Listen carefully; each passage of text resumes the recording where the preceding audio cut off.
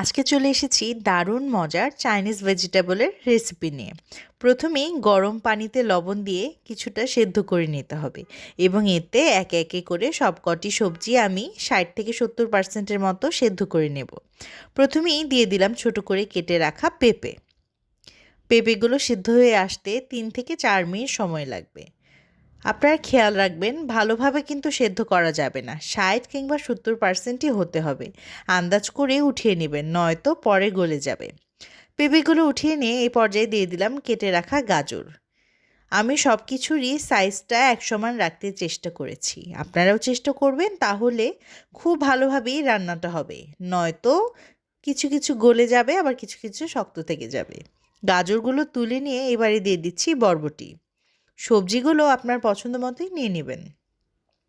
বরবটি উঠিয়ে এবারে দিয়ে দিলাম ছোট করে কেটে রাখা ফুলকপি। যত সবজি ব্যবহার করবেন ততই মজা। আজকে আমি 5টি সবজি ব্যবহার করছি। ফুলকপিগুলো সেদ্ধ হয়ে গেলে এগুলোও আস্তে আস্তে করে উঠিয়ে নিচ্ছি। আপনারা কিন্তু চেক করে উঠাবেন, আমি বারবার এটা মেনশন করছি কারণ এটা খুবই ইম্পর্ট্যান্ট স্টেপ।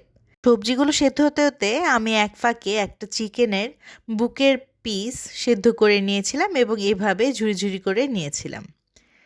এবারে আমার সব সবজি সেদ্ধ হয়ে আসলে আমি আরেকটি প্যানে তেল গরম করে নিয়ে তাতে দিয়ে দিচ্ছি এরকম বড় করে কেটে রাখা পেঁয়াজ।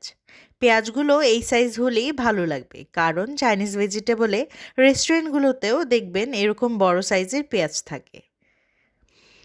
এই পর্যায়ে দিয়ে দিচ্ছি অল্প একটু গোলমরিচের গুঁড়া, তবে এটি অপশনাল, আপনি চাইলে নাও দিতে পারেন। দিয়ে দিচ্ছি শ্রেডেড চিকেন।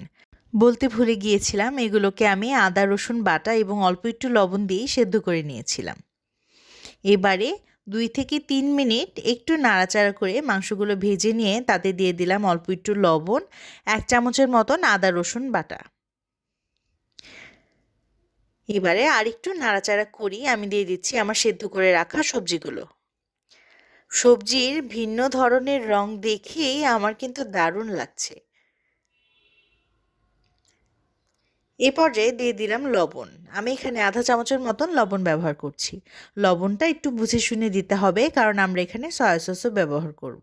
এই পর্যায়ে দিয়ে দিলাম 1 টেবিল চামচ পরিমাণ সয়া সস।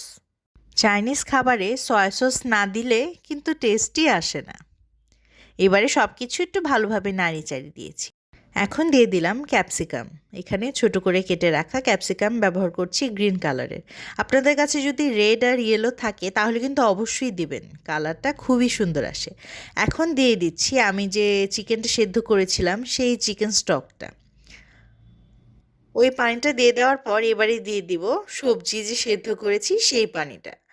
এই পানিটা কিন্তু ফেলে দেবেন না, সেদ্ধ করে রাখা পানিটা কিন্তু অবশ্যই ব্যবহার করতে হবে। এক্সট্রা কোনো পানি অ্যাড করার চেয়ে ওই পানিটা দিলেই টেস্টটা দারুণ হয়। এবারে দিয়ে দিলাম 3টে কাঁচামরিচ। আমি মাঝ বরাবর কাঁচামরিচগুলোকে ফেলে দিয়েছিলাম। এবারে দিলাম কিছুক্ষণের জন্য সেদ্ধ হতে। এই পর্যায়ে দিয়ে দিলাম 1 চামচের মতন টেস্টিং সল্ট। এবারে আবার ঢেকে দিলাম। আপনারা চাইলে টেস্টিং সল্টটা স্কিপও করতে পারেন। দিয়ে দিলাম 1 টেবিল চামচ পরিমাণ গুলানো কর্নফ্লাওয়ার। 1/3 কাপ পানিতে এই কর্নফ্লাওয়ারটা আমি গুলিয়ে নিয়েছিলাম। এটা দেওয়ার কারণে কনসিস্টেন্সিটা ঘন হয়ে আসে। সবজি হয়ে এসেছে, এবার নামিয়ে পরিবেশন করার পালা। আমার রেসিপিতে একবার ট্রাই করে দেখবেন, আশা করি নিরাশ হবেন না। কেমন হলো আজকের রেসিপিটি আমাকে কিন্তু জানাতে ভুলবেন না। সবাই ভালো থাকবেন, সুস্থ থাকবেন। ধন্যবাদ।